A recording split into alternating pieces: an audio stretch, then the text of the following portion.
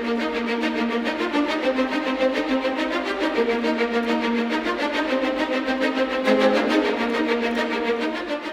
adalah WBCQ, menghadirkan radio World's Last Chance kepada Anda dari Monticello, Maine, Amerika Serikat.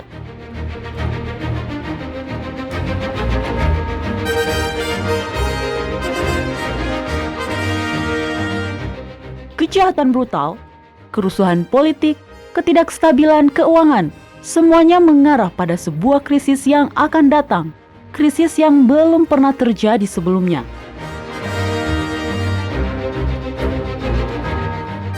Tetaplah bersama Radio World's Last Chance untuk belajar cara Anda dapat bersiap secara rohani menghadapi apa yang berada di depan. Radio WLC mempersiapkan orang untuk menyambut Sang Juru Selamat yang segera kembali.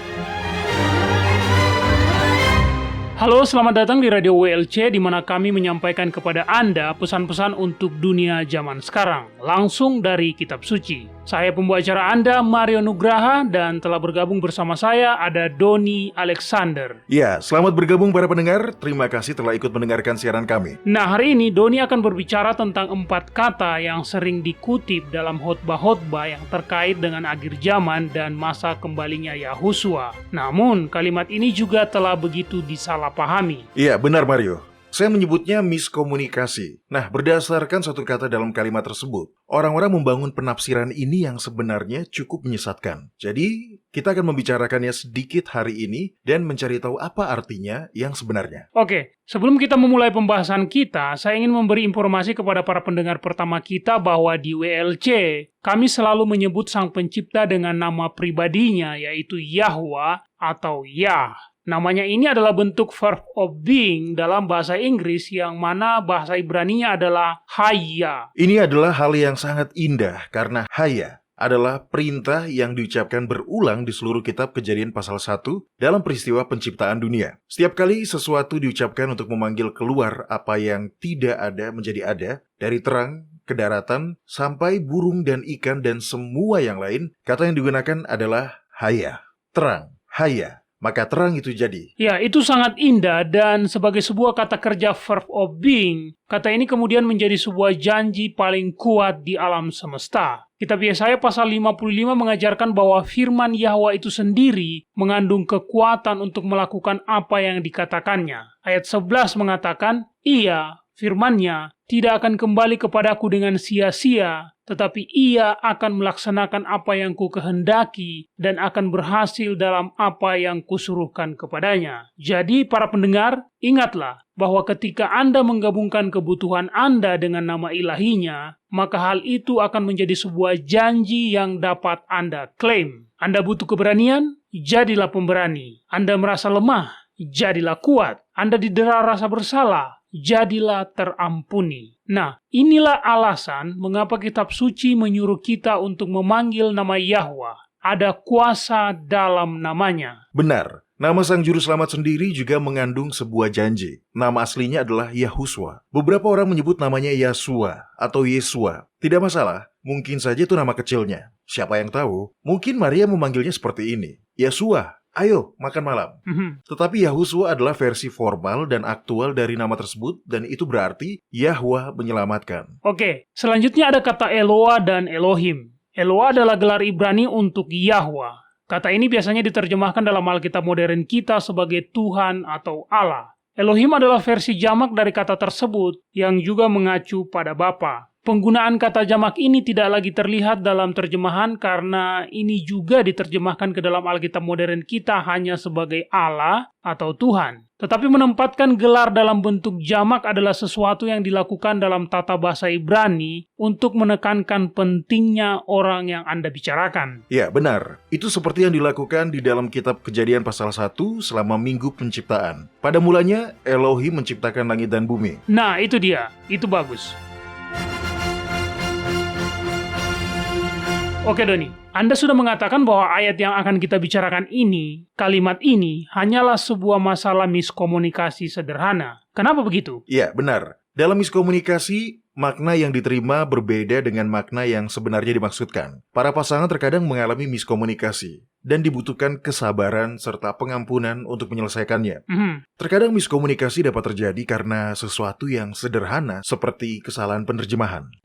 Oh iya, hal ini sebenarnya lumrah terjadi di tempat-tempat wisata yang menarik pengunjung dari berbagai negara. Toko atau restoran yang ingin mendapatkan pelanggan dari negara lain terkadang memasang tanda dalam bahasa lain, tetapi terjemahannya tidak sesuai dengan yang diharapkan, Doni. Ya, Misalnya, saya pernah menonton secara online sebuah video kompilasi dari seluruh dunia mengenai kesalahan terjemahan yang lucu. apakah ada yang Anda ingat, Mario? Iya, tentu.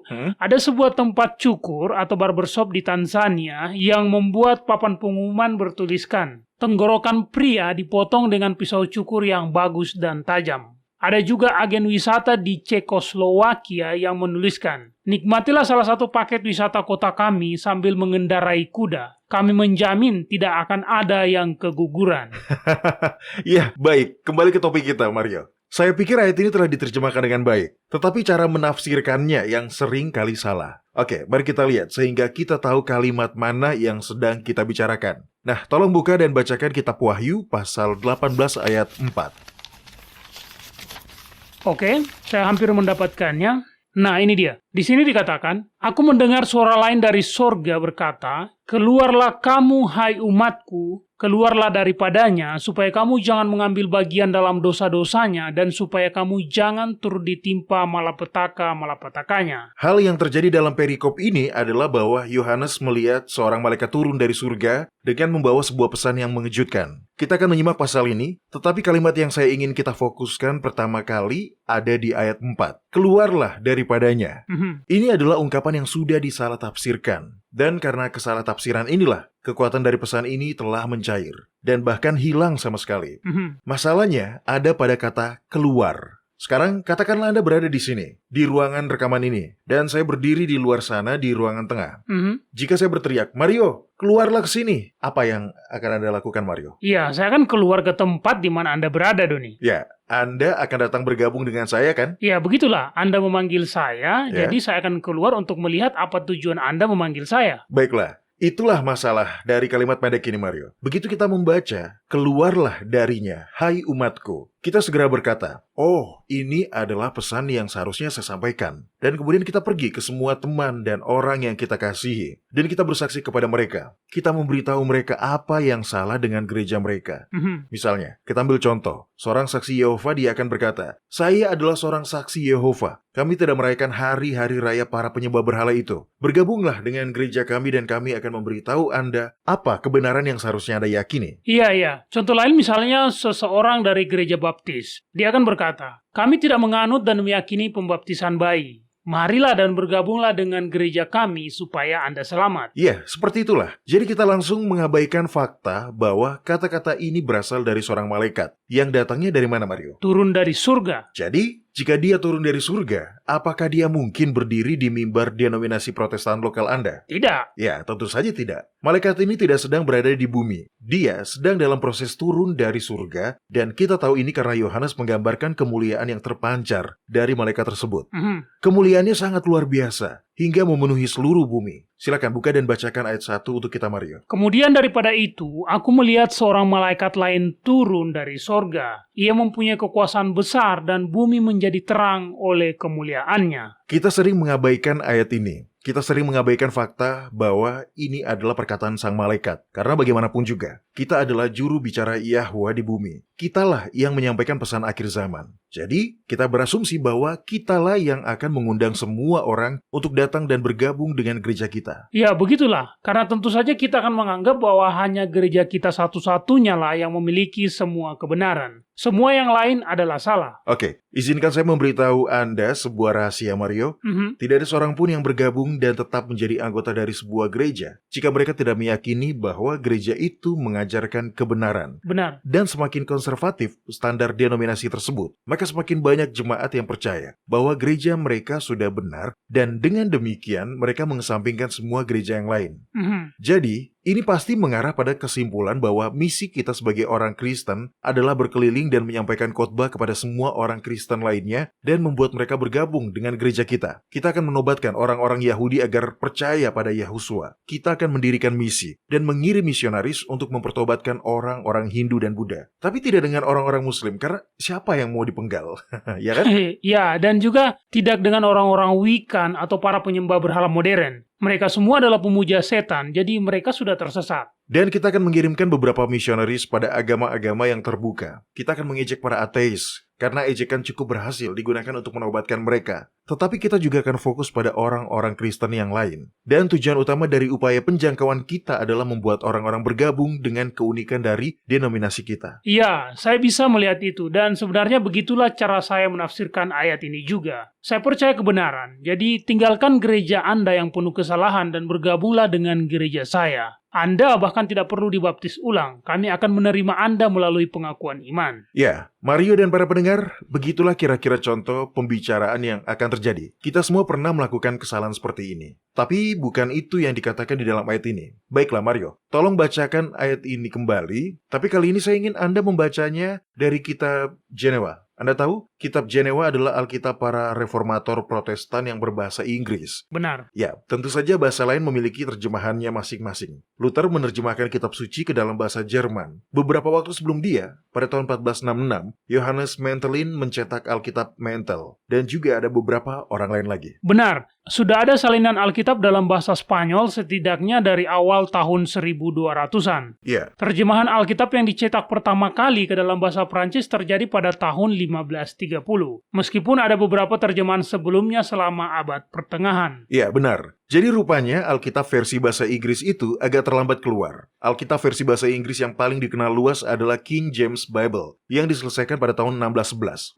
Alkitab Genewa muncul lebih awal. Alkitab ini 51 tahun mendahului King James Bible. Dan ini merupakan Alkitab yang paling populer selama bertahun-tahun karena memiliki panduan studi Alkitab, serta referensi pinggir yang memungkinkan para pembacanya untuk melihat referensi silang, dan lain-lain. Ini adalah benar-benar Alkitab yang luar biasa. Iya, dan bukankah orang-orang Protestan awalnya menolak King James Bible? Jika saya mengingatnya dengan benar, mereka tidak ingin menggunakan Alkitab yang diterjemahkan oleh seorang raja yang beragama Katolik. Iya, Raja James sebenarnya dibesarkan sebagai Presbyterian. Dan sebagai Raja Inggris, secara teknis dia juga adalah kepala gereja Inggris. Tapi ya, dia telah dibaptis menjadi Katolik. Dan dia menganut keyakinan akan hak ilahi para raja, yang juga dianut oleh gereja Katolik Roma. Namun, jika Alkitab King James dibandingkan dengan kitab Genewa, maka akan terlihat bahwa kitab Genewa menerjemahkan kitab Wahyu pasal 18 ayat 4 hampir sama kata demi kata, dengan satu pengecualian kecil. Nah, mari kita baca ayat itu lagi dalam dua versi. Pertama versi King James, lalu kemudian versi kitab Genewa. Baiklah, King James mengatakan, "Lalu aku mendengar suara lain dari sorga berkata, Keluarlah kamu hai umatku, keluarlah daripadanya, supaya kamu jangan mengambil bagian dalam dosa-dosanya, dan supaya kamu jangan turut ditimpa malapetaka-malapetakanya." Dan kitab Genewa? Lalu aku mendengar suara lain dari sorga berkata, "Pergilah kamu hai umatku, pergilah daripadanya, supaya kamu jangan mengambil bagian dalam dosa-dosanya, dan supaya kamu jangan turut ditimpa malapetaka-malapetakanya." Apakah Anda bisa melihat perbedaannya, Mario? Iya, King James mengatakan keluarlah daripadanya, Ya. dan kitab Genewa mengatakan pergilah daripadanya. Ya,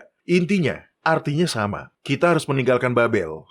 Tapi di zaman kita, di akhir zaman ini, pola pikir Laodikia mengartikannya dengan cara yang tidak seperti itu. Hal ini memang kurang nampak dalam versi bahasa Indonesia. Tetapi kata yang di sini diterjemahkan sebagai keluarlah, berasal dari kata come di dalam versi King James.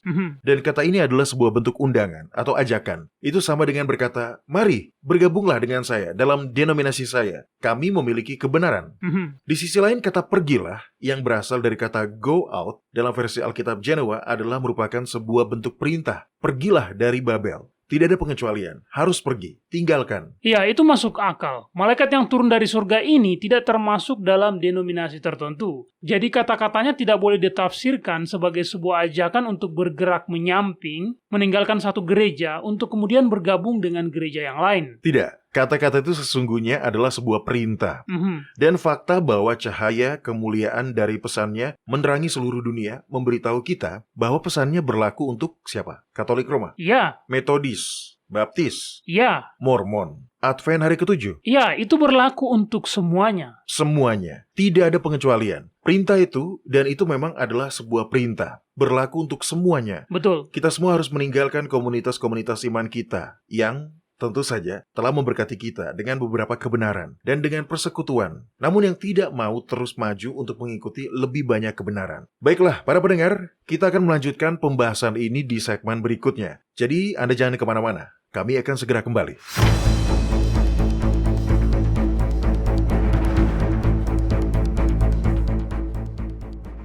Anda mendengarkan radio World's Last Chance di WBCQ yang mengudara pada gelombang 31 meter di frekuensi 9330 kHz. Radio World's Last Chance mempersiapkan orang untuk menyambut Sang Juru Selamat yang segera kembali.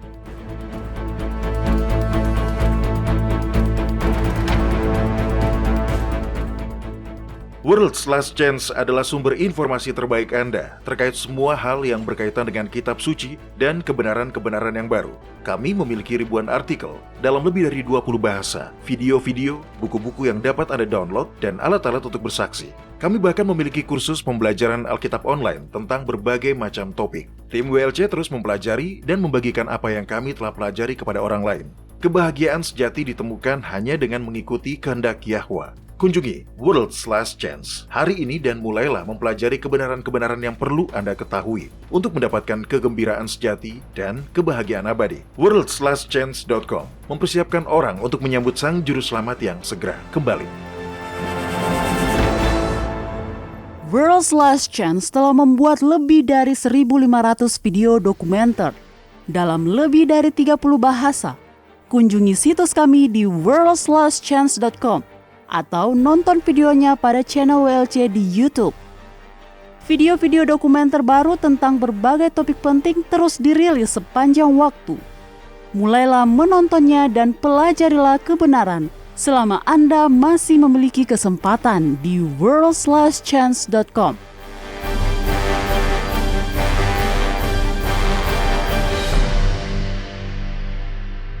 Baiklah Doni dan para pendengar, kita telah membicarakan tentang kitab Wahyu pasal 18. Dan perintah untuk meninggalkan Babel paling sering diterjemahkan sebagai "Mari, keluarlah daripadanya, hai umatku." Atau seperti yang diterjemahkan oleh kitab Jenewa, "Pergilah darinya, hai umatku." Mari, pergilah. Keduanya adalah arahan. Kedua kata ini menyampaikan arahan agar seseorang meninggalkan tempat di mana dia berada saat ini. Nah, Doni baru saja mengatakan bahwa kita dengan cara yang sedemikian rupa telah memutarbalikkan hal ini dalam pikiran kita dengan berasumsi bahwa itu adalah sebuah undangan atau ajakan untuk keluar dari gereja tempat Anda berada dan bergabung dengan saya di gereja saya. Tapi sekali lagi, ini sesungguhnya adalah sebuah perintah dan bukan sebuah undangan. Ya, benar. Dan tidak ada pengecualian. Setiap denominasi dan setiap agama, termasuk agama-agama yang tidak berasal dari Abraham, semuanya memiliki beberapa kebenaran. Dan semuanya juga menganut beberapa kesalahan. Itu sebabnya kita harus meninggalkan semuanya. Anda mungkin mengira denominasi Anda dikecualikan. Tetapi sebenarnya tidak. Perintah itu berlaku untuk semua denominasi. Oke, menurut Anda, Doni, bagaimana hal ini bisa telah menjadi begitu disalahpahami, padahal ini sudah jelas adalah sebuah perintah untuk menjauh dari semua afiliasi keagamaan? Ya, begitulah yang tertulis. Keluarlah dari semuanya. Bagaimana bisa hal ini terpelintir dalam pemikiran kita sehingga kita menganggapnya sebagai sebuah undangan bagi orang lain untuk bergabung dengan denominasi atau komunitas iman kita? Kita semua adalah orang-orang Laodikia. Kitab Wahyu pasal 3 ayat 17. Karena engkau berkata, aku kaya, dan aku telah memperkayakan diriku, dan aku tidak kekurangan apa-apa. Dan karena engkau tidak tahu bahwa engkau melarat dan malang, miskin, buta, dan telanjang. Ayat ini dengan sempurna menggambarkan kondisi gereja dari generasi akhir zaman. Kita berpikir bahwa kita sudah mengetahui semua kebenaran yang diperlukan untuk beroleh keselamatan. Kita merasa gereja kita adalah satu-satunya pengecualian. Tetapi sebenarnya tidak. Setiap denominasi dan agama memiliki sejumlah kesalahan. Dan itulah mengapa surga menyampaikan perintah untuk meninggalkan semuanya. Mari kita kembali dan membaca kitab Wahyu pasal 18 ayat 4 dalam konteksnya. Ada lebih banyak informasi di sana. Dan penting untuk selalu membaca apapun sesuai dengan konteksnya, untuk memastikan kita memahami maknanya dengan benar.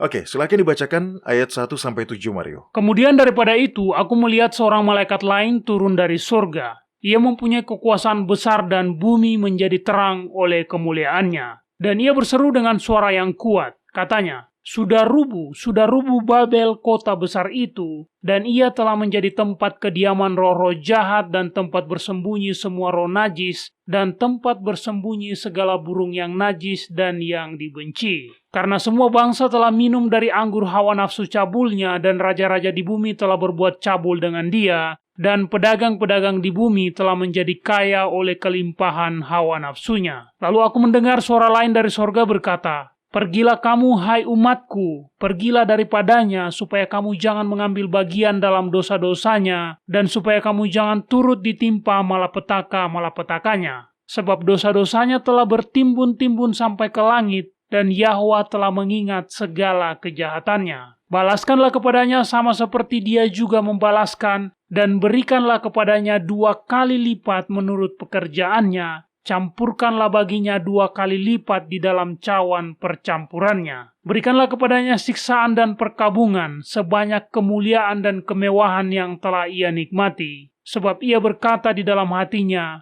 aku bertahta seperti ratu, aku bukan janda, dan aku tidak akan pernah berkabung. Baiklah, ada banyak informasi yang harus dibuka di sini, jadi mari kita bahas. Di ayat pertama, Yohanes melihat seorang malaikat turun dari surga, dan bumi diterangi dengan kemuliaannya. Seperti yang sudah kita katakan sebelumnya, arti dari hal ini adalah bahwa pesan ini ditujukan kepada semua orang.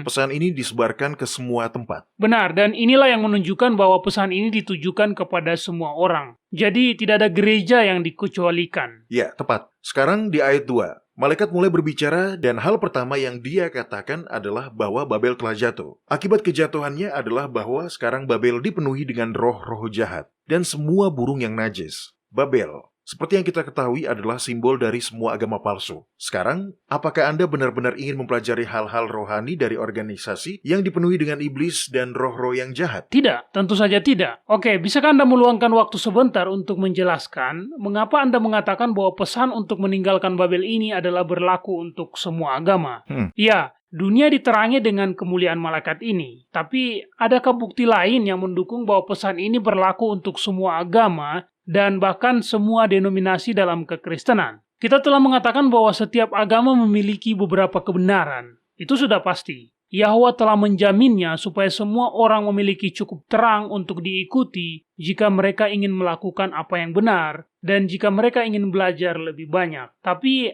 apakah Anda setuju bahwa ada beberapa sistem kepercayaan yang mengandung lebih banyak terang jika kita membandingkannya dengan yang lain, Doni? Oh, tentu saja. Tetapi intinya adalah karena mereka semua memiliki kesalahan. Maka Yahwa memanggil semua orang untuk melangkah keluar dan mengikuti anak domba kemanapun dia pergi. Faktanya, itulah salah satu karakteristik utama yang membedakan 144.000 orang itu. Kitab Wahyu pasal 14 ayat 4 mengatakan, mereka adalah orang-orang yang tidak mencemarkan dirinya dengan perempuan-perempuan, karena mereka murni sama seperti perawan. Mereka adalah orang-orang yang mengikuti anak domba itu kemana saja ia pergi. Jadi Mario dan para pendengar, mereka disebut perawan karena mereka memiliki iman yang murni. Untuk mendapatkan iman seperti itu, mereka harus bersedia untuk keluar, meninggalkan semua institusi buatan manusia dan tradisi-tradisi agama yang tidak berdasarkan firman Yahwa, dan mengikuti anak domba itu kemanapun dia pergi. Sekarang, Mario, tolong bacakan kitab Wahyu 18 ayat 3 kembali. Karena semua bangsa telah minum dari anggur hawa nafsu cabulnya, dan raja-raja di bumi telah berbuat cabul dengan dia, dan pedagang-pedagang di bumi telah menjadi kaya oleh kelimpahan hawa nafsunya. Ini adalah pernyataan yang mencakup semuanya. Di situ tidak dikatakan bahwa hanya gereja Katoliklah satu-satunya yang telah meminum anggur Babel. Tidak dikatakan bahwa hanya agama-agama non-Kristen sajalah yang telah meminum anggur Babel. Juga tidak dikatakan bahwa semua denominasi lain kecuali denominasi Anda telah meminum anggur Babel. Sebaliknya, ayat ini berbicara tentang bangsa-bangsa. Ya, saya paham. Ayat itu berbicara tentang negara-negara dan pemerintahan-pemerintahan. para raja-raja dunia yang telah melakukan percabulan dengan Babel. Nah, pertanyaan saya adalah, apakah anggur Babel ini, apa yang telah begitu tersebar luas, begitu menjangkiti di mana-mana, sehingga kita tanpa ragu dapat berkata bahwa semua bangsa telah mabuk olehnya? Itu adalah kalender. Kalender matahari Gregorian, atau yang di Indonesia disebut kalender Masehi. Benar. Sekarang saya tahu ini mungkin mengejutkan banyak pendengar kita. Ya, saya bisa mendengar para pendengar kita berkata, apa? Dari mana Anda mendapat ide seperti itu?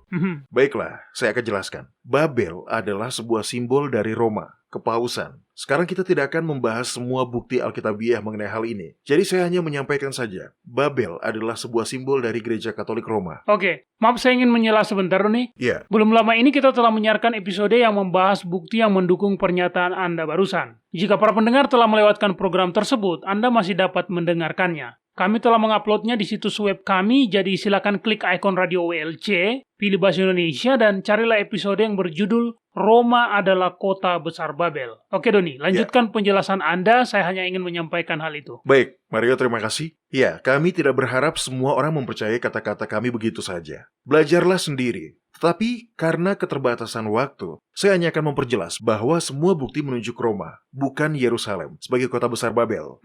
Jadi, mungkin ada yang bertanya, lalu bagaimana kalender menjadi anggur yang telah memabukkan semua bangsa? Nah, semua bangsa di bumi dalam level tertentu telah bersatu menggunakan kalender Masehi Gregorian. Oh ya, Arab Saudi seperti yang Anda pernah katakan Doni, adalah negara yang paling baru mengadopsinya untuk penggunaan sipil. Di tahun 2016, betul kan? Ya, betul. Kalender Masehi Gregorian adalah kalender yang dirancang oleh seorang astronom Yesuit. Ya, Christopher Clavius namanya. Kalender ini dinamai menurut nama seorang paus. Paus Gregorius 13. Dan setiap negara di bumi telah menggunakannya setidaknya sampai batas tertentu. Hal yang tidak disadari orang saat ini adalah bahwa ketika kalender Masehi Gregorian pertama kali dibuat pada tahun 1582, sebagian besar negara-negara Kristen menolaknya. Mereka melihatnya sebagai perangkat Katolik dan mereka tidak ingin mengikutinya. Ya, sungguh ironis jika Anda menyadari bahwa kalender Julian yang mereka gunakan adalah sebuah kalender berhala.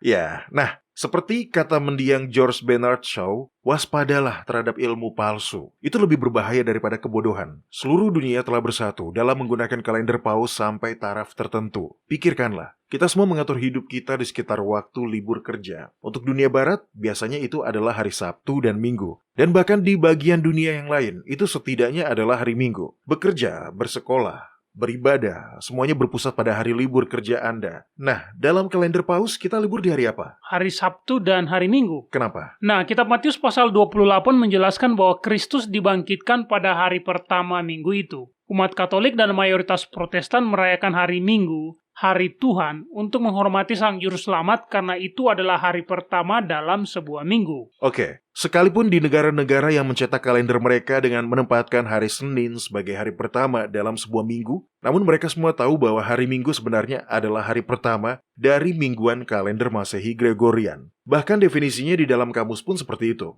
Baik, lalu bagaimana dengan hari Sabtu, Mario? Nah, sama juga. Sabtu adalah hari ke-7 dalam sebuah minggu, jadi orang-orang Yahudi dan sejumlah denominasi Protestan yang ingin mematuhi perintah keempat beribadah pada hari Sabtu. Ya, benar. Tapi hal yang kebanyakan dari orang-orang percaya yang tulus ini tidak pahami adalah bahwa hari Sabtu maupun hari Minggu keduanya tidak ada di dalam kalender Alkitab. Oleh karena itu, hari Sabtu sebenarnya bukanlah Sabat hari ke-7 dalam Alkitab. Dan hari Minggu sudah pasti bukanlah hari kebangkitan Kristus. Padahal orang-orang Yahudi beribadah pada hari Sabtu. Oh, mereka tahu. Para sarjana mereka sendiri mengakuinya. Kunjungi situs web kami memiliki artikel dan video yang mengutip tulisan-tulisan orang-orang Yahudi sendiri yang dengan jelas menunjukkan bahwa mereka mengetahui bahwa hari Sabtu bukanlah Sabat kitab suci. Ya, kalender Masehi Gregorian juga mempengaruhi orang-orang Muslim. Anda tahu, mereka pergi ke masjid untuk sholat pada hari Jumat, tetapi seperti hari Sabtu dan hari Minggu, hari Jumat juga tidak ada dalam kalender Ibrahim. Iya, betul sekali. Jadi kesimpulannya adalah jika Anda benar-benar ingin merayakan hari kebangkitan Sang Juru Selamat, Anda harus menggunakan kalender lunisolar yang Alkitabiah untuk menentukannya, bukan kalender paus. Jika Anda benar-benar ingin menghormati Sang Pencipta dengan mengingat untuk menguduskan hari Sabat, maka Anda harus menggunakan kalender Alkitab untuk menghitung mingguan Anda. Jika tidak, maka Anda akan menguduskan hari yang berbeda. Oke, saya dapat melihat pentingnya hal ini berkaitan dengan orang-orang Kristen. Umat Kristiani menggunakan kalender Paus untuk menghitung dan menentukan hari-hari ibadah atau perayaan-perayaan mereka. Tetapi bagaimana dengan negara-negara yang bukan Kristen, baik sekarang atau secara historis? Ambil contoh Cina atau India. Mereka bukan dan belum pernah menjadi negara Kristen. Pada faktanya mereka masih tetap menggunakan kalendernya sendiri. Orang-orang Cina merayakan perayaan tahun baru yang ditentukan dengan menggunakan kalender lunisolar. Umat Hindu juga menggunakan berbagai metode perhitungan waktu lunisolar untuk menentukan perayaan-perayaan tahunan mereka. Bagaimana mereka bisa memenuhi pernyataan dalam kitab Wahyu pasal 18 bahwa mereka juga telah meminum anggur Babel? Bagaimana dengan para pedagang yang juga disebut telah melakukan percabulan dengan dia? Mereka semua telah disatukan dengan kalender kepausan. Anda tidak perlu pergi ke gereja pada hari Minggu untuk mengetahui pembentukan garis tanggal internasional yang imajiner dan berbentuk zigzag. Benar, itu adalah garis imajiner. Garis itu berbentuk garis zigzag di sepanjang Pasifik, dan garis itu juga telah diubah beberapa kali. Ya, dan demikianlah kalender kepausan telah menjadi anggur Babel yang diberlakukan di semua negara, dan yang dengannya para pedagang di bumi telah melakukan percabulan dengan Roma.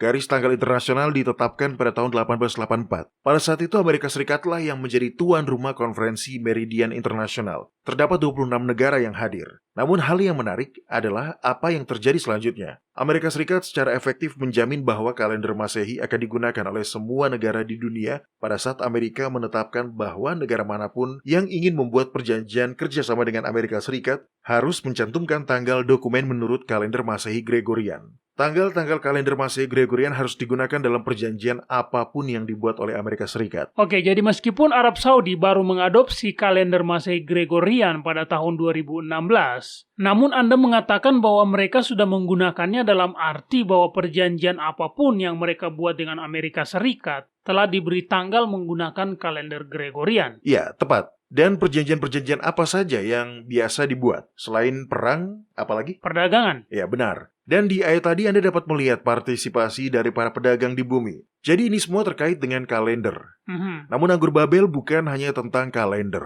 Ini juga mencakup doktrin ketuhanan Tritunggal, sebuah ajaran yang berasal dari agama berhala, bukan dari kitab suci. Namun sejauh ini, faktor utama yang menyatukan seluruh dunia dalam arti yang sangat harfiah adalah kalender kepausan. Inilah mengapa pesan dari surga tersebut menyerukan kepada orang-orang untuk keluar dari Babel. Anda tidak bisa menghormati Sang Pencipta dengan menyembah Dia dengan menggunakan kalender kepausan. Ya, karena kalender tersebut dibuat berdasarkan kalender berhala Julian. Ya, benar. Kita harus meninggalkan Babel dan ayat berikutnya menjelaskan alasannya. Supaya kita jangan mengambil bagian dalam dosa-dosanya dan supaya kita jangan turut ditimpa malapetaka-malapetakanya. Ya, betul sekali Mario. Tidak ada satupun denominasi yang tidak tercemar oleh anggur Babel tersebut. Tentu, karena belas kasihan Yahwa yang tak terbatas, doktrin mereka mungkin memiliki kebenaran. Tapi itu juga mengandung banyak kesalahan. Kita harus meninggalkan semua kesalahan itu dan mengikuti anak domba kemanapun dia pergi. Dan dia berjalan menjauh dari Babel. Baiklah, tetaplah bersama kami para pendengar. Kami akan kembali lagi di segmen Kotak Surat Harian kita.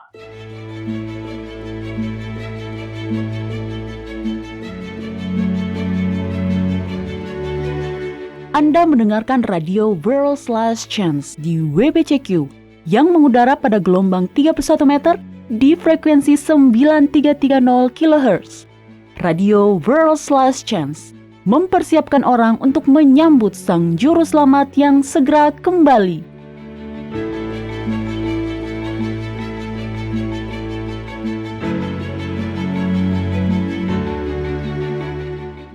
Banyak orang yang takut dengan masa depan. Mereka takut pada masa kesengsaraan dan peristiwa penutupan sejarah bumi. Dan memang, ini akan menjadi peristiwa-peristiwa yang genting. Ketakutan akan masa depan ini telah menyebabkan banyak teori-teori spekulatif yang berbeda dan banyak doktrin-doktrin salah yang muncul. Tetapi Anda tidak perlu takut akan masa depan yang tidak diketahui. Yahwa telah memberi kita nubuatan. World's Last Chance didedikasikan untuk mewartakan kebenaran Alkitab kepada dunia. Situs web kami memiliki ratusan artikel dan video yang menguraikan kebenaran-kebenaran yang terkubur dalam nubuatan. Kami juga memiliki sejumlah episode radio yang terus bertambah yang juga membicarakan nubuatan-nubuatan dan peristiwa-peristiwa akhir zaman. Anda tidak perlu merasa tidak siap menghadapi masa kesengsaraan. Kunjungi worldslastchance.com dan pelajari apa yang Alkitab nyatakan tentang masa depan. Adalah wajar jika Anda takut akan hal yang tidak diketahui, tetapi Anda tidak perlu dikejutkan. Pelajari nubuatan hari ini di worldslastchance.com.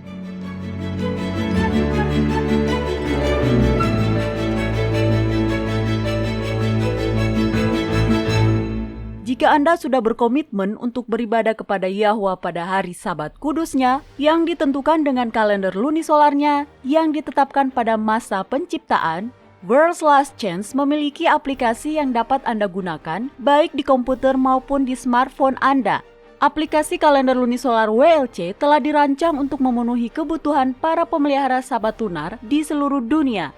Kunjungilah website kami di worldslastchance.com dan mulailah menggunakannya hari ini. Anda dapat mengaksesnya secara online dan mengunduhnya ke perangkat Anda atau bahkan memasangnya di website Anda sendiri. Aplikasi kalender lunisolar WLC adalah sebuah bahan yang sangat baik bagi semua orang yang berkomitmen untuk menghormati hari-hari raya Yahwa.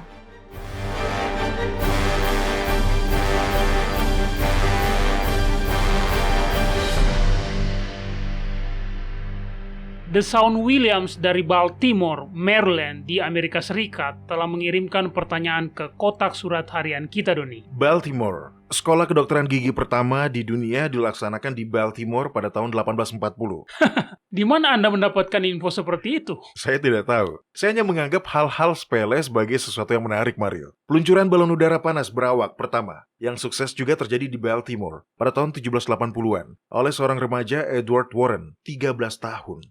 Kedengarannya seperti mainan beresiko yang dimainkan anak-anak berumur 13 tahun di sore hari. Iya. Baiklah, DeShaun menulis, saya seorang pelajar di kelas kedokteran. Saya dan teman-teman saya baru-baru ini berdiskusi tentang penelitian dan etika medis. Pertanyaan saya adalah, apakah Alkitab mendukung eugenika?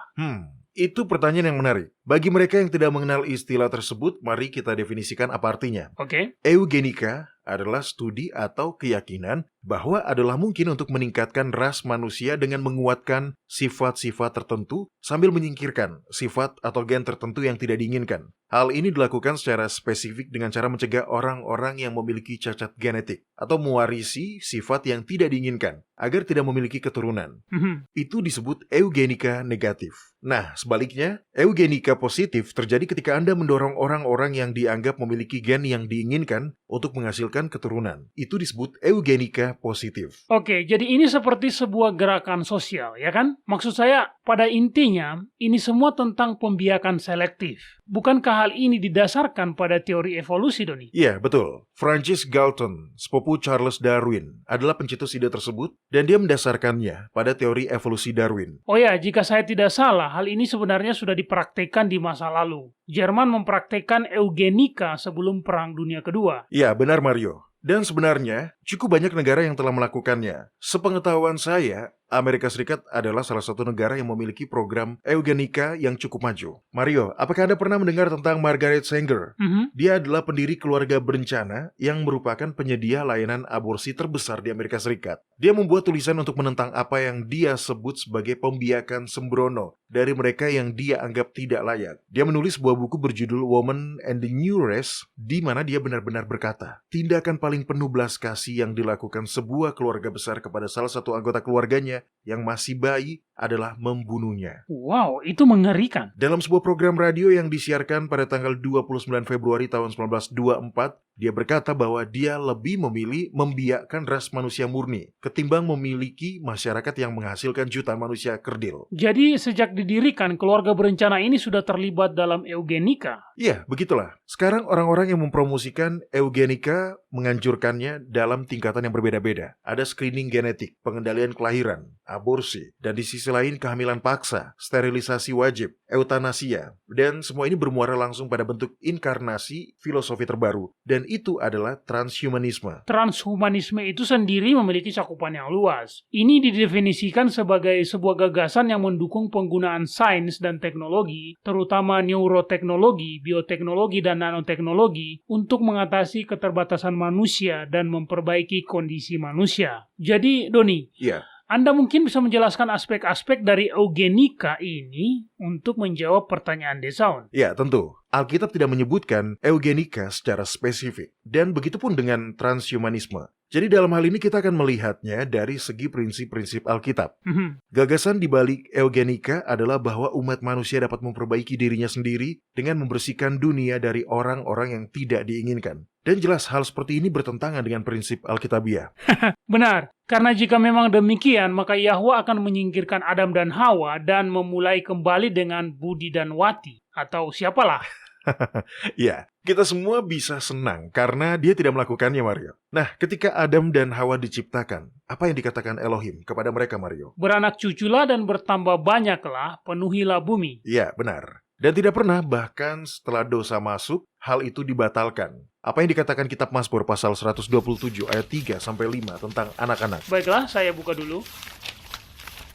Oke, di sini tertulis, sesungguhnya anak-anak adalah milik pusaka daripada Yahwa dan buah kandungan adalah upahnya. Seperti anak-anak panah di tangan pahlawan, demikianlah anak-anak pada masa muda. Berbahagialah orang yang telah membuat penuh tabung panahnya dengan semuanya itu. Ia tidak akan mendapat malu apabila ia berbicara dengan musuh-musuh di pintu gerbang. Yahwa adalah sang pemberi kehidupan. Kitab Ayub pasal 33 mengatakan bahwa dia memberi kita kehidupan dan menghitung hari-hari kita. Benar. Jadi mengizinkan sekelompok teknisi sosial untuk merebut otoritas ilahi dan memanipulasi ras hanya akan membukakan pintu ke berbagai bentuk kejahatan, seperti membunuh orang-orang yang dianggap tidak diinginkan. Oke, tapi bagaimana dengan pasangan yang sudah mengetahui bahwa mereka berdua membawa gen yang meningkatkan kemungkinan anak-anak yang mereka lahirkan akan menderita penyakit parah dan tidak dapat disembuhkan, Doni? Jika pasangan dalam keadaan seperti itu memilih untuk, katakanlah mengadopsi ketimbang melahirkan sendiri anak-anak mereka ke dalam dunia hanya untuk menderita penyakit genetik yang tidak dapat disembuhkan, maka mereka memiliki hak untuk membuat keputusan itu. Sejujurnya, jika saya berada dalam keadaan seperti itu, saya pun akan membuat keputusan yang sama. Meskipun demikian, lembaga pemerintah manapun tidak boleh memaksakan kewenangan untuk memaksa mereka mengambil keputusan seperti itu. Eugenika bisa berujung bahaya. Nah, di mana posisi Anda? Bagaimana jika seseorang menderita penyakit celiak atau autoimun? Mereka tidak bisa mencerna gluten. Apakah itu berarti seorang ibu harus dipaksa melakukan aborsi hanya karena penyakit celiak adalah kelainan genetik yang sangat umum? Sekali lagi, jika pasangan memutuskan sendiri bahwa resiko memiliki anak dengan penyakit yang melemahkan terlalu besar adalah hak mereka untuk memilih untuk tidak memiliki anak.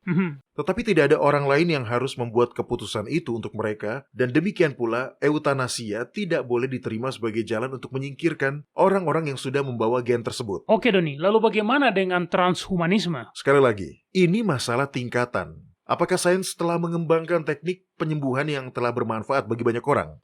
Tentu saja. Tetapi untuk memasukkan ke dalam tubuh Anda sesuatu yang telah digabungkan dengan DNA babi atau DNA domba, sesuatu yang akhirnya mengubah DNA Anda sendiri dan menjadikan Anda sebagai makhluk hybrid, itu keterlaluan. Ketika eugenika akhirnya mengizinkan dilakukannya aborsi atau eutanasia pada mereka yang memiliki gen yang tidak diinginkan, maka Anda harus bertanya pada diri sendiri, siapa yang mendefinisikan mana yang diinginkan dan mana yang tidak? Itulah bahayanya, Mario. Iya, saya pikir Anda benar. Ini masalah tingkatan. Kita senang memiliki aturan yang instan dan keras. Akan menjadi lebih mudah jika kita menghadapi masalah hitam atau putih tanpa area abu-abu. Namun dalam beberapa masalah seperti ini akan benar-benar ada area abu-abu. Nah, untungnya kita memiliki janji dalam kitab Yakobus pasal 1 ayat 5 yang mengatakan, "Tetapi apabila di antara kamu ada yang kekurangan hikmat, hendaklah ia memintakannya kepada Yahwa yang memberikan kepada semua orang dengan murah hati dan dengan tidak membangkit-bangkit, maka hal itu akan diberikan kepadanya." Jadi jika Anda menemukan diri Anda berada di salah satu area abu-abu ini, pertama, berdoalah dan mintalah hikmat dari Bapa.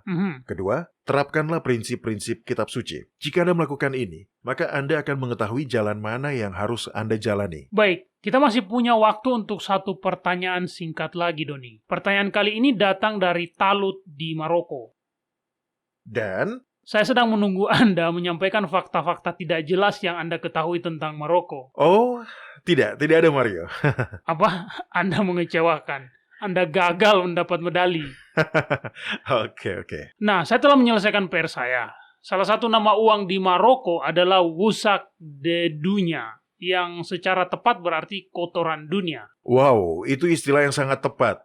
Jadi apa pertanyaan Talut? Nah, dia menulis, saya dan keluarga saya senang mendengarkan siaran Anda dalam bahasa Arab. Putra tertua saya dan keluarganya tinggal di negara lain. Kami telah memberitahu mereka tentang siaran Anda dan mereka ingin mendengarkannya juga. Tetapi waktu kami mendengarkan siaran Anda, mereka tidak bisa. Adakah cara agar kami dapat mengetahui di mana dan pada jam berapa kami dapat mendengarkan siaran Anda dalam bahasa Arab? Faktanya ada. Terima kasih sudah bertanya, Talut. Nah, silakan kunjungi situs web kami di worldslastchance.com dan klik Radio WLC. Anda akan dibawa ke beranda Radio WLC yang berbahasa Inggris. Gulir ke bawah sedikit dan Anda akan melihat bendera yang mewakili berbagai bahasa di mana kami menyiarkan. Klik bendera mana saja yang mewakili bahasa yang ingin Anda dengarkan. Anda akan melihat judul program radio sebelumnya yang diposting di sana. Tetapi di bawahnya, Anda akan melihat peta dunia yang menyorot wilayah dunia tempat bahasa itu disiarkan. Di bawah setiap peta muncul waktu dalam format GMT saat siaran diputar. Betul, saya ingin menambahkan sedikit. Beberapa bahasa memiliki jangkauan siaran yang lebih luas dan waktu siaran yang lebih banyak jika dibandingkan dengan yang lain. Tergantung pada seberapa umum bahasanya. Jika Anda memiliki teman atau keluarga yang tinggal di negara lain atau yang lebih nyaman dalam bahasa lain, silakan perhatikan waktu siaran kami. Dan seperti biasa, ketahuilah bahwa kami senang mendengar dari Anda. Silakan kirimkan pertanyaan dan komentar Anda dengan membuka worldslastchance.com, pilih bahasa Indonesia lalu klik hubungi kami. Kami juga ingin mendengar dari Anda.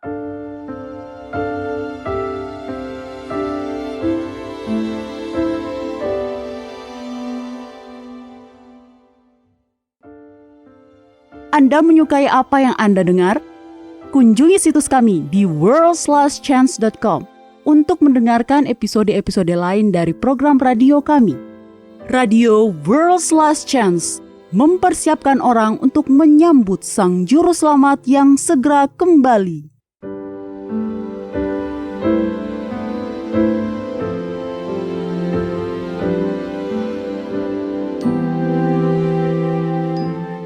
Ini adalah janji harian Anda dari firman Yahwa. Kimberly Moxley sangat bersemangat. Dia telah bekerja keras untuk membayar biaya kuliahnya sendiri. Sekarang dia tinggal beberapa bulan lagi dari kelulusan dan siap untuk membeli kendaraan pertamanya. Orang tuanya juga tinggal di Amerika Serikat, namun di negara bagian lain yang jauh, hampir 5.000 km jauhnya. Jadi tidak ada orang yang menemaninya saat dia mau membeli mobil pertamanya. Di tempat penjualan mobil bekas, salesman itu tersenyum saat membawanya pada sebuah SUV yang cantik. Kimberly sangat senang, seperti itulah mobil yang dia inginkan. Dia menandatangani dokumen lalu membayar harga mobil tersebut senilai $16.000 yang merupakan uang pinjaman dan kemudian dia pergi dengan mobil impiannya. Keesokan paginya ketika dia menghidupkan mobil, asap hitam besar keluar dari knalpot. Karena kejadian itu terjadi 3 kali dalam waktu 1 jam, Kimberly pun membawa mobilnya untuk mengganti oli. Bu, kata mekanik itu, mobil ini sudah menempuh jarak 80.000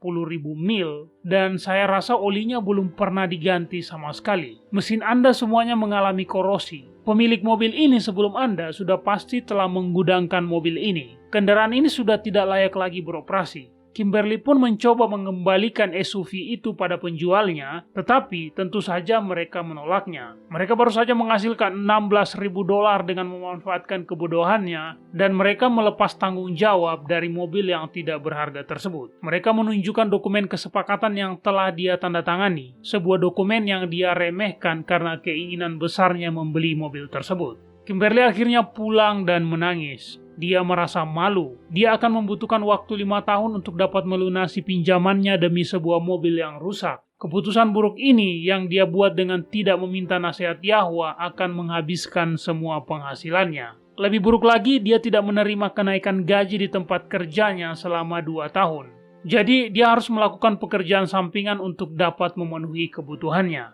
Karena kesal dan stres, dia mencurahkan masalahnya kepada Bapa Surgawinya. Dia memohon ampun karena telah menerobos maju tanpa bimbingannya. Dia memohon kepadanya untuk menyelamatkannya dari kesalahan karena kebodohannya tersebut. Saat Kimberly berdoa, dia teringat bahwa Yahwa telah berulang kali membantunya selama bertahun-tahun menghidupi dirinya sendiri. Seringkali Yahwa membimbing dan memberkatinya. Saat itu Kimberly merasakan kesan bahwa Yahwa sekarang memintanya untuk mempercayainya, bahkan dalam kekacauan yang telah dia buat sendiri tersebut. Kimberly akhirnya berserah penuh padanya. Dia membawa kesalahannya di kaki Bapa dan melepaskan rasa benci dan sakit hatinya. Kimberly memilih untuk mempercayai perlindungan Yahwa bagaimanapun hasilnya.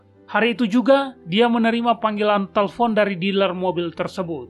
Rupanya, perusahaan yang diharapkan akan membiayainya menolak pembiayaan tersebut karena kreditnya masih terlalu baru. Dia harus berpenghasilan 25 sen dolar lebih per jam untuk bisa mendapatkan pinjaman. Dengan kata lain, dia harus mengembalikan SUV tersebut. Saya akan mengembalikannya, begitulah janji Kimberly dengan senang hati. Tepat 1 minggu kemudian, Kimberly menerima kenaikan gaji 2 dolar per jam di pekerjaannya. Seandainya dia mendapat kenaikan gaji lebih awal, dia akan terjebak dengan mobil itu. Yahwa telah melindunginya selama ini. Tak lama kemudian, dia diperkenalkan dengan seorang pria yang keluarganya memiliki sebuah dealer mobil. Dia mencarikannya sebuah mobil yang sebelumnya dimiliki oleh pasangan lansia. Mobil itu berada dalam kondisi yang sangat baik dengan jarak tempuh yang sangat rendah. Itu bukan SUV, tapi itulah yang Yahwa tahu dia butuhkan. 10 tahun kemudian, dia masih mengendarainya. Yang terbaik dari semuanya adalah dia mampu melunasinya hanya dalam waktu 3 tahun.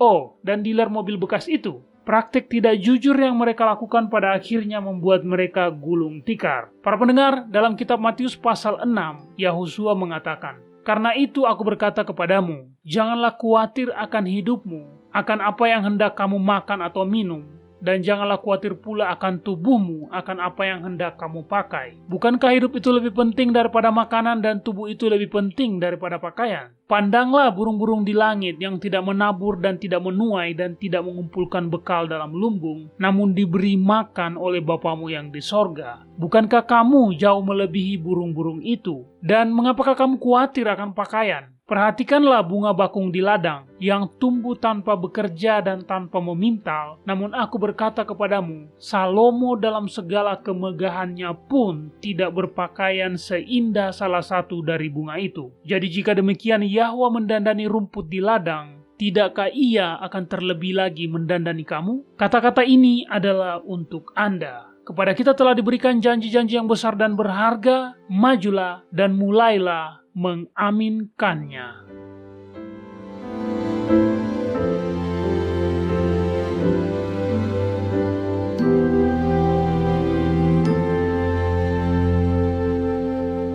World's Last Chance berdedikasi untuk mempersiapkan orang menyambut Sang Juru Selamat yang segera kembali.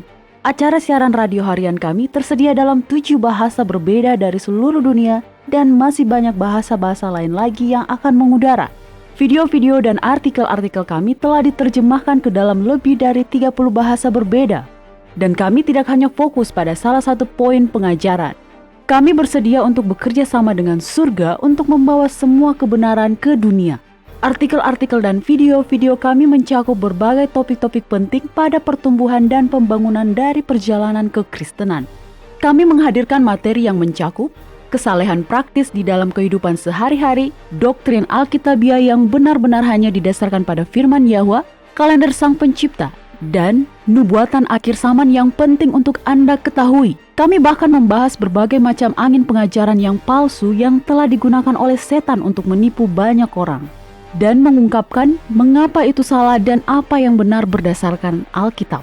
Kunjungilah kami hari ini di worldslastchance.com. Pelajarilah kebenaran di hari-hari terakhir ini.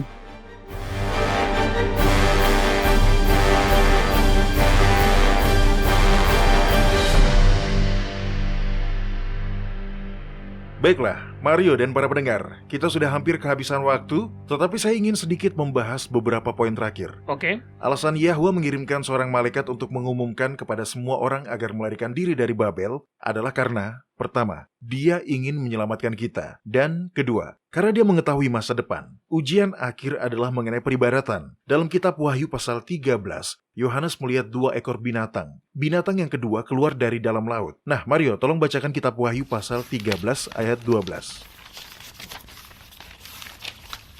Baiklah, dan seluruh kuasa binatang yang pertama itu dijalankannya di depan matanya. Ia menyebabkan seluruh bumi dan semua penghuninya menyembah binatang pertama yang luka parahnya telah sembuh. Perhatikan di sana, bahwa binatang kedua ini yang adalah lambang dari Amerika Serikat menyebabkan seluruh bumi menyembah binatang pertama yang merupakan simbol dari Roma Katolik. Ini jelas adalah penyembahan yang salah. Praktek ini jelas tidak menghormati sang pencipta. Sekarang bacalah ayat 13 Mario. Apa yang selanjutnya dilakukan oleh binatang yang kedua alias Amerika Serikat ini? Ia menyesatkan mereka yang diam di bumi dengan tanda-tanda yang telah diberikan kepadanya untuk dilakukannya di depan mata binatang itu, dan ia menyuruh mereka yang diam di bumi supaya mereka mendirikan patung untuk menghormati binatang yang luka oleh pedang namun yang tetap hidup itu. Patung binatang itu mengacu pada garis tanggal internasional yang semua maksud dan tujuannya adalah untuk memaksakan penggunaan kalender kepausan, kalender Masehi Gregorian di seluruh dunia. Mario dan para pendengar, patung binatang itu sudah ada di zaman kita. Sudah ada sejak tahun 1884. Kita hanya belum menyadarinya. Baik, bacalah 3 ayat berikutnya, inilah yang masih harus digenapi. Dan kepadanya diberikan kuasa untuk memberikan nyawa kepada patung binatang itu, sehingga patung binatang itu berbicara juga dan bertindak begitu rupa, sehingga semua orang yang tidak menyembah patung binatang itu dibunuh. Dan ia menyebabkan sehingga kepada semua orang, kecil atau besar, kaya atau miskin, merdeka atau hamba, diberi tanda pada tangan kanannya atau pada dahinya. Dan tidak seorang pun yang dapat membeli atau menjual selain daripada mereka yang memakai tanda itu, yaitu nama binatang itu atau bilangan namanya. Dalam kekacauan peristiwa-peristiwa akhir zaman, Paus akan ditinggikan untuk menjadi pemimpin dari satu agama dunia. Saat itu, peribadatan berdasarkan kalender Masehi Gregorian akan diberlakukan. Ingat, ini semua tentang ibadah. Ketika pemerintah dunia bersatu untuk memberlakukan penggunaan kalender kepausan untuk beribadah, saat itulah patung binatang itu dihidupkan. Dan apa yang akan terjadi pada semua orang yang menolak untuk tunduk pada patung binatang itu, Mario? Mereka dibunuh. Ya, jadi ini serius. Patung binatang itu diberi kuasa untuk berbicara melalui undang-undang dan menyebabkan atau melakukan penegakan hukum. Sehingga siapapun yang tidak mengikuti rencananya harus dinyatakan sebagai orang yang layak mati. Anda tahu, Doni, hal ini saja sudah seharusnya menjadi sebuah peringatan. Di dunia sekarang ini, mayoritas negara tidak lagi menerapkan hukuman mati. Hingga akhir tahun 2018, hanya 52 negara dari hampir 200 negara yang masih memberlakukan hukuman mati pada berbagai kejahatan. Fakta bahwa kitab suci menyatakan bahwa hukuman mati akan diberlakukan dalam skala dunia seharusnya menyadarkan kita betapa kacaunya hari-hari yang akan datang tersebut. Orang-orang cenderung kembali melakukan apa yang biasanya mereka lakukan ketika mereka merasa tidak aman. Kebebasan sipil hanya ada pada masa-masa damai. Bahkan di negara-negara yang secara historis dikenal karena menjamin sebagian besar kebebasan sipil bagi warganya, kita dapat melihat bahwa kebebasan tersebut benar-benar telah direnggut di masa-masa perang atau pada saat terjadi kerusuhan di masyarakat. Benar. Inilah fakta yang kita hadapi bahwa kitab Wahyu pasal 8 dan 9 mengungkap apa yang akan terjadi di masa depan dan itu tidak akan indah. Tidak akan. Kita sedang menghadapi kelaparan, kekurangan air, dan tentu saja penyakit yang menyertai kelaparan dan kekurangan air minum. Kemudian, ketika keadaan nampaknya sudah sangat buruk, setan yang berpura-pura menjadi alien pun akan melancarkan apa yang disebut invasi ke bumi. Saat itulah, seperti yang dikatakan Doni sebelumnya, Paus akan ditinggikan. Dia pertama-tama akan menegosiasikan perjanjian damai dengan iblis, dan kemudian dalam posisi kekuasaan itu, dia akan memberitahu orang-orang bahwa jika mereka ingin iblis menjauh, maka mereka harus bersatu untuk mengatur hari ibadah mereka berdasarkan kalender Masehi Gregorian. Dan pada waktu itulah, tanda nyata dari binatang itu akan dikenakan. Tanda itu bukanlah chip RFID, ini bukan tato atau KTP. Ini semua tentang ibadah. Benar. Karena waktu di mana Anda beribadah mengungkap kepada siapa Anda menyatakan kesetiaan Anda. Dan saat itu sudah dekat. Ya, sudah dekat. Satu hari yang berlalu akan membawa kita lebih dekat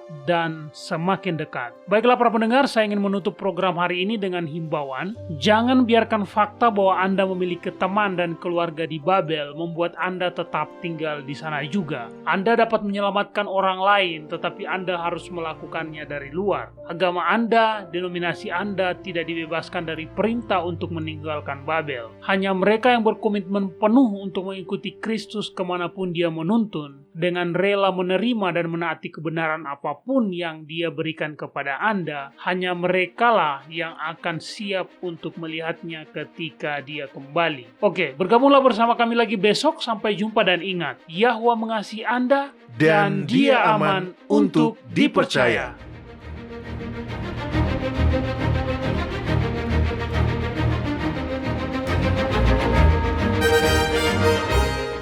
Anda baru saja mendengarkan radio WLC, Program ini serta episode Radio WLC yang lain tersedia untuk Anda unduh di situs kami. Sangat baik untuk dibagikan pada para sahabat Anda yang mempelajari Alkitab. Ini juga sumber yang bagus bagi orang-orang yang beribadah kepada Yahwa sendirian atau di rumah. Jika Anda ingin mendengarkan program Radio WLC, kunjungi situs kami di worldslastchance.com. Klik ikon Radio WLC di bagian kanan atas beranda. Di sini Anda dapat mengunduh episode dalam bahasa pilihan Anda. Tersedia juga artikel dan video dalam berbagai bahasa.